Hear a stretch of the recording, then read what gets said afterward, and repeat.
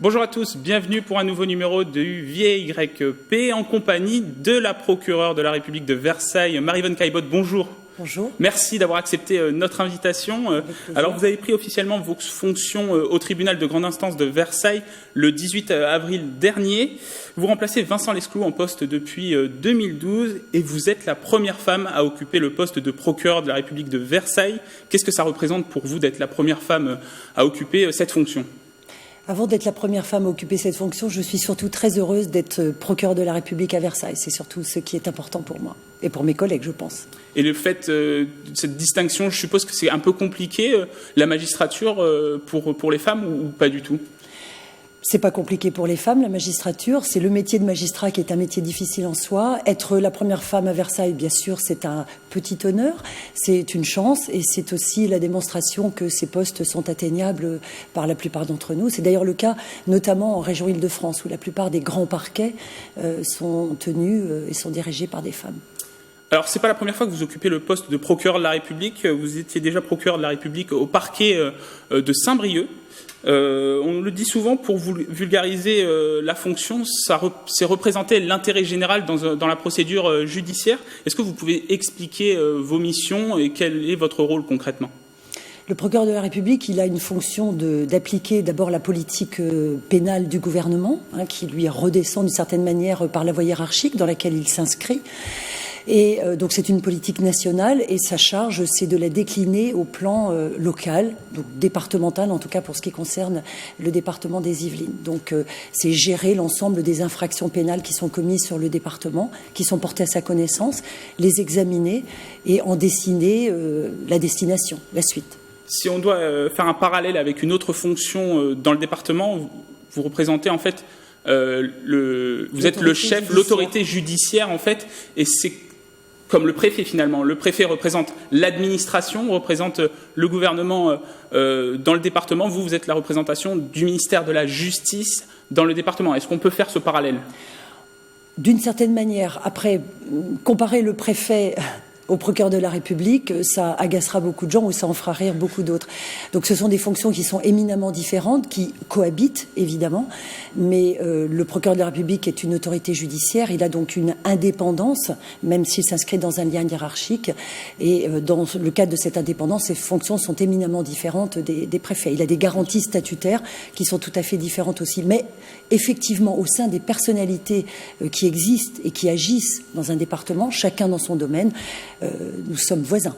Effectivement, vous êtes voisins, c'est ça. Parce que oui, vous intervenez directement dans la procédure judiciaire. Justement, comment vous intervenez dans cette procédure ?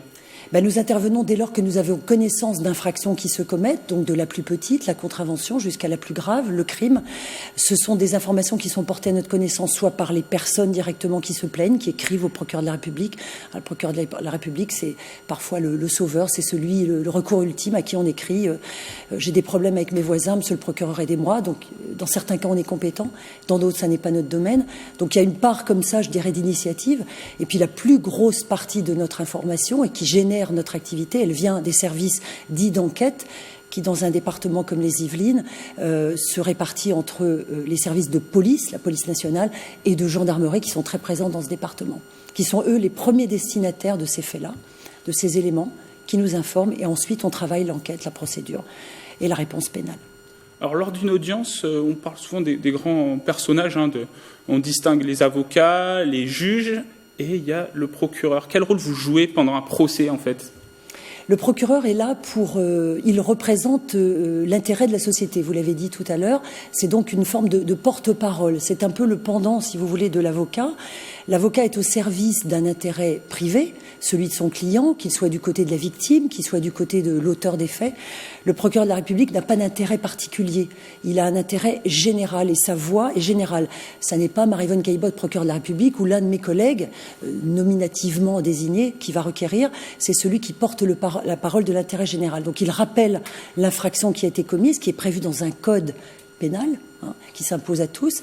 Quelle est la sanction qui est prévue dès lors que ces faits sont constitués ? Donc il va indiquer pourquoi les preuves permettent de condamner la personne, ou au contraire, d'indiquer qu'en l'absence de preuves, il faudra requérir une relaxe ou un acquittement selon la juridiction devant laquelle on se trouve. Donc il est porte-parole de l'intérêt général, puisque ce code pénal, il en fait permet, si vous voulez, c'est un peu comme à un carrefour, il faut des feux rouges, il faut des feux verts.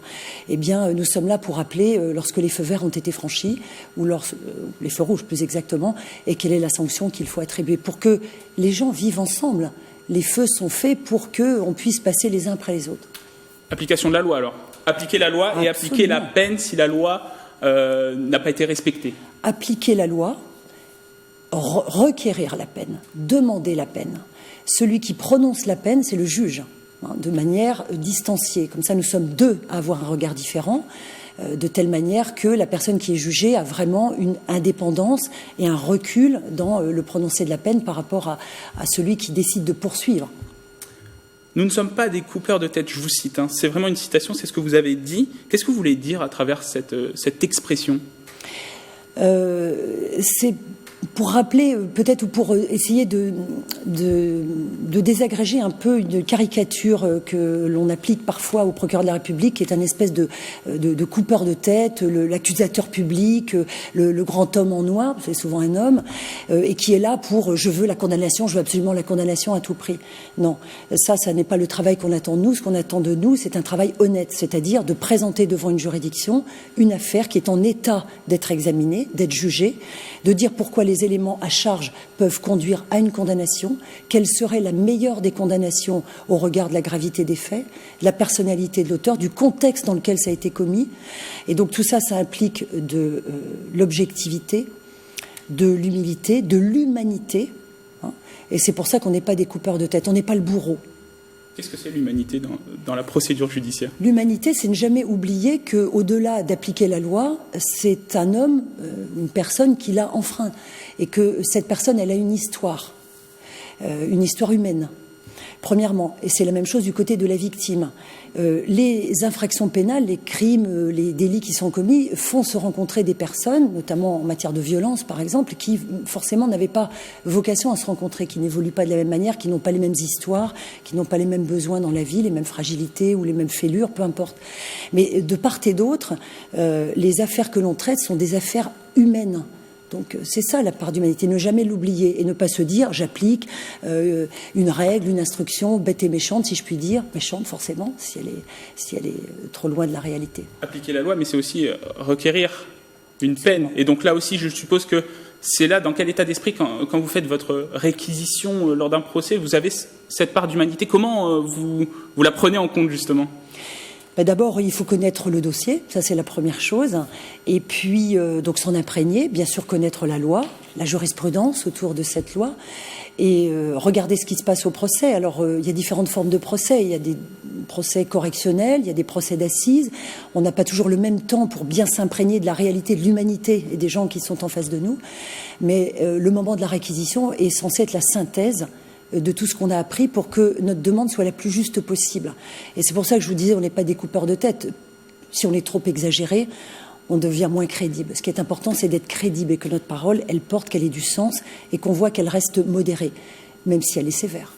Avant de revenir sur votre parcours, je voulais avoir votre regard sur le département des Yvelines, donc vous venez d'arriver.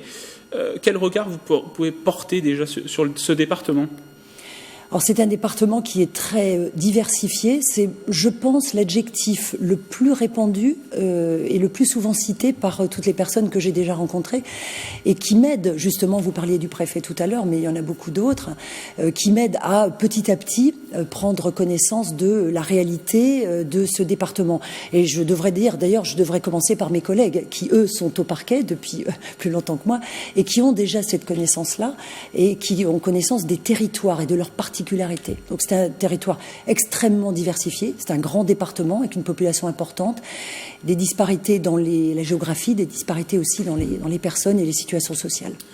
Je vais revenir sur un dispositif qu'a mis en place votre prédécesseur Vincent Lesclou face à une problématique qui existe dans les Yvelines, c'est la radicalisation djihadiste. Il a mis en place le dispositif stage citoyenneté délinquance de refus social. Alors déjà, en quoi consiste ce dispositif et comment vous allez vous l'approprier, ce dispositif ? Alors Vincent Lesclou, qui est effectivement mon prédécesseur, a mis en place ce dispositif en 2016-2017, donc évidemment après des années qui ont marqué tous les esprits et qui ont touché le département des Yvelines, concernés par le phénomène de radicalisation. Alors je voudrais juste faire une précision, c'est qu'on parle de phénomène de radicalisation et pas de terrorisme, puisque dans le milieu judiciaire, le terrorisme est appréhendé par le parquet de Paris, le procureur de Paris. Donc c'est vraiment une compétence particulière. Mais en revanche, tout ce qui a trait à la radicalisation avec des déclinaisons pénales, par exemple l'apologie du terrorisme, c'est entre guillemets faire de la publicité pour le terrorisme, ou ceux qui tournent autour, relève des parquets locaux territoriaux, donc notamment Versailles. Et Vincent Lesclou avait souhaité, parmi un panel de réponses, mettre en place effectivement ce stage qui est plus qu'un stage de rappel à la citoyenneté, puisqu'il est orienté vers des personnes qui, effectivement, dans un certain nombre d'actes posés, par exemple des outrages envers des agents de la force publique, eh bien, y inclut quelque chose qui nous alerte sur une radicalisation qui est peut-être en train de se passer. Ces personnes qui peuvent être donc conduites vers ce stage, c'est une alternative, ça peut être une alternative aux poursuites, c'est-à-dire qu'on décide d'orienter cette personne au lieu de l'envoyer devant un tribunal, mais c'est aussi une possibilité de suivre ce stage en cas d'une condamnation. Donc c'est un stage qui a vocation à recevoir un public très, très différent et très large. Et l'idée est surtout de rappeler, bien sûr, les valeurs républicaines, donc notamment les valeurs de laïcité, puisque ça se pose aussi dans ces termes-là, et d'essayer de faire comprendre à la personne, en ayant commis les actes qu'elle a commis, ce que ça signifie par rapport à les valeurs républicaines, sa place à elle en tant que citoyen, parce que c'est un citoyen, l'atteinte que cela a créée aux valeurs citoyennes, et de quelle manière on peut y remédier. Et aussi montrer aux personnes qu'il existe des structures, des associations, plein de choses qui peuvent les aider. Donc on essaye d'utiliser cela. Alors, vous débutez votre carrière en 1988, vous sortez de l'École nationale de la magistrature. Je rentre à l'école. Vous rentrez à l'École nationale de la magistrature de Bordeaux. Qu'est-ce qui vous a donné déjà envie de devenir magistrate ? C'est une vraie question que je me pose encore. La seule chose que je peux vous dire, en étant tout à fait franche avec vous, c'est que c'est une vocation, je sais que le terme est un peu désuet peut-être ou galvaudé, mais c'est la réalité, qui m'est presque tombée dessus lorsque j'étais adolescente. Voilà, c'est une décision que j'ai prise vraiment, j'avais 15 ans. Et j'ai conduit ma scolarité ensuite jusqu'à l'université, puis ensuite le concours de la magistrature sans changer d'avis. Alors, en 1992, vous devenez substitut placé à la Cour d'appel d'Angers. Et dans le cadre de cette fonction... C'est mon deuxième poste, oui. C'est votre deuxième poste. Oui. Votre premier poste, c'était à Montluçon. Voilà. Au centre de la France, dans l'Allier. Et très formateur. La Cour d'appel d'Angers, c'est dans ces fonctions que votre carrière prend un basculement, parce qu'il y a une rencontre, c'est Yves Bott. Vous rencontrez Yves Bott, qui était à l'époque procureur au parquet du Mans. Absolument. Figure de référence, vous dites. Pourquoi ?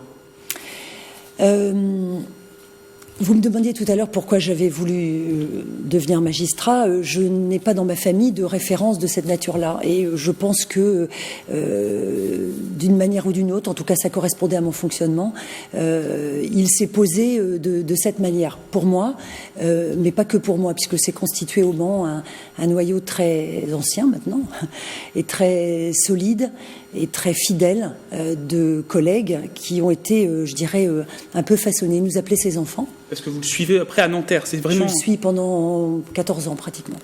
C'est ça. Et alors, ses enfants, c'est fort quand même. Oui, tout à fait. C'est pas lui qui nous a fait rentrer dans la magistrature, mais il nous a accompagnés. Et à un moment donné où nous étions encore en formation, on âge d'être formé, quand on a 2-3 ans de fonction, on est loin d'avoir tout appris. Et c'est quelqu'un qui avait le sens de la transmission, de la collectivité, du travail collectif, de la communauté de travail. C'est vraiment l'ADN du parquet d'ailleurs. Et c'est comme ça donc c'est à la fois une ambiance bon enfant, mais une ambiance structurée avec quelqu'un qui est bienveillant, exigeant. Rigoureux, je suppose aussi. Rigoureux, absolument. Très grand juriste. Très patient, ayant plein d'idées. C'est une chance et un privilège de l'avoir rencontré et d'avoir pu travailler avec lui et d'en avoir profité d'une certaine manière pendant des années. J'espère qu'il a aussi un petit peu profité de mon travail auprès de lui. Alors la particularité de votre carrière, c'est qu'à côté des institutions judiciaires, vous avez occupé aussi des postes plus politiques au sein de cabinets ministériels. Alors au début de votre carrière auprès du ministre de la Justice, Pierre Méhaignerie, donc le gouvernement d'Édouard Balladur, puis entre 2007 et 2010, un poste un peu plus important auprès du Premier ministre François Fillon, vous étiez la conseillère justice. Comment on arrive à trouver cet équilibre entre les fonctions juridiques, où il faut vraiment de la neutralité, représenter l'intérêt général, et les fonctions politiques, où finalement, à un moment donné, on est à côté de politique, et forcément, il y a des intérêts plus privés, des intérêts partisans qui ressortent? Alors, il ne faut jamais oublier qu'un ministre, a fortiori le Premier ministre, est membre d'un gouvernement, que ce gouvernement, notamment au moment d'élections présidentielles ou d'un changement de majorité, en tout cas, quel qu'il soit, même à l'issue éventuellement d'élections législatives, décide d'un programme, y compris dans le domaine judiciaire. Donc ce programme ensuite, les ministres, notamment le ministre de la Justice, a fortiori Matignon, le Premier ministre, a la charge évidemment de le mettre en musique, de le mettre en application. La question c'est de savoir si on se reconnaît dans ce programme ou si on ne s'y reconnaît pas. À partir du moment où ce programme est honnête, qu'il est cohérent, qu'il présente, une cohérence d'ensemble d'abord, et une honnêteté dans ce qui est proposé. Je pense qu'il n'y a pas de difficulté. On ne perd pas son âme en étant magistrat au service d'un ministre, même si on y gagne une étiquette. On ne perd pas son âme, mais on y gagne une étiquette qui vous suit d'ailleurs toute la vie. Et je n'ai pas de difficulté du tout avec ça, et je reste très fière de ce que j'ai fait. Qu'est-ce que vous avez fait justement en tant que conseillère juridique? Je pense à cette fonction parce que c'est la plus récente et puis celle qui est peut-être le plus connue de nos téléspectateurs, conseillère justice auprès du Premier ministre François Fillon. Finalement, vous le disiez au début, le procureur dans les départements et dans les tribunaux auxquels il est rattaché applique la politique gouvernementale. Là, vous construisez, en tout cas vous participez à la construction de la politique, à la mise en œuvre de la politique, de la politique, qui en plus intervient juste après une élection. Vous conseillez quand même le Premier ministre dans la politique, sur la politique juridique, et le Premier ministre va défendre quand même un projet, un programme au Parlement. Donc vous étiez, alors oui, vous voyez ça comme ça en fait. Vous savez, la fonction de conseiller auprès du Premier ministre qui n'a pas changé. Le Premier ministre a autour de lui, en fait, des conseillers qui sont en lien avec chacun des ministères. Donc, cette fonction-là, effectivement, elle est de conseiller le Premier ministre sur la thématique, la justice, qui va de la justice pénale, administrative et civile, d'ailleurs, le spectre est très large. Mais ceux qui travaillent, qui élaborent les projets de loi, etc., ce sont les ministères en charge. Par exemple, le ministère de la Justice sur la mise en place du contrôleur général des lieux de privation de liberté. C'était dans le programme de Nicolas Sarkozy, qui avait été élu président de la République, bien sûr. Et donc, il appartenait au ministère de la Justice, notamment, avec un certain nombre de contrôles, de mettre en œuvre ce texte de loi. Ensuite, Matignon est là pour vérifier que, de manière interministérielle, ce texte est cohérent aussi avec les attentes ou les besoins des autres ministères. Donc c'est une fonction qui est beaucoup plus transversale et qui est très ouvrante, d'abord sur la haute fonction publique et sa grande qualité, et je le dis particulièrement en cet instant où elle fait l'objet de beaucoup d'attention, cette haute fonction publique, dont je ne fais pas partie d'ailleurs, puisque je ne suis pas un haut fonctionnaire en tant que magistrat, mon statut m'en écarte. Mais de gens qui sont donc très soucieux du bien de l'État, et cette fonction très transversale est extrêmement éclairante. Donc il s'agit de vérifier que les textes qui sont préparés par les ministères sont conformes à ce qui est attendu. Et quand je dis sont conformes au programme gouvernemental, bien sûr, à l'état d'esprit de la majorité, et puis aussi sont conformes au droit. Enfin, venant du ministère de la Justice, il n'y avait pas trop de soucis. Est-ce que vous avez un événement marquant par rapport à cette fonction que vous avez occupée auprès du Premier ministre de François Fillon, un souvenir, justement un conseil que vous avez donné au Premier ministre? Alors, vous me permettrez de ne pas trop m'engager sur ce terrain parce qu'il y a une certaine discrétion. Je vous dirai un moment qui est peu visible en réalité parce que le Premier ministre n'est pas en première ligne sur le secteur judiciaire, et c'est normal. Mais le Premier ministre, pour différentes raisons, était allé s'exprimer lors de l'audience de rentrée de la Cour de cassation. qui avait été un petit peu secoué par des propos particuliers concernant le milieu judiciaire. Et ça n'était pas un exercice facile pour lui. Et malgré ça, il avait très bien assuré sa place. Je dirais que François Fillon a été concerné par la mise en place de la carte judiciaire, de la réforme de la carte judiciaire. Et on avait appelé ça le Rachida Tour, parce qu'elle faisait partie, Rachida Dati, de ces tournées. La première des villes concernées a été la ville de Lille. C'était très chaud, comme on dit. Il y avait beaucoup d'agitation et le Premier ministre avait fait preuve de beaucoup de recul, d'humanité aussi, et il avait conquis la salle. Je me souviens. Ce sont des choses qui sont peu visibles pour vous, mais voilà, parmi toutes les difficultés qu'a affrontées François Fillon, je parle de sa période de Premier ministre évidemment, qui était notamment la crise de 2008, évidemment c'est tout à fait relatif. Ce sont mes souvenirs un peu personnels.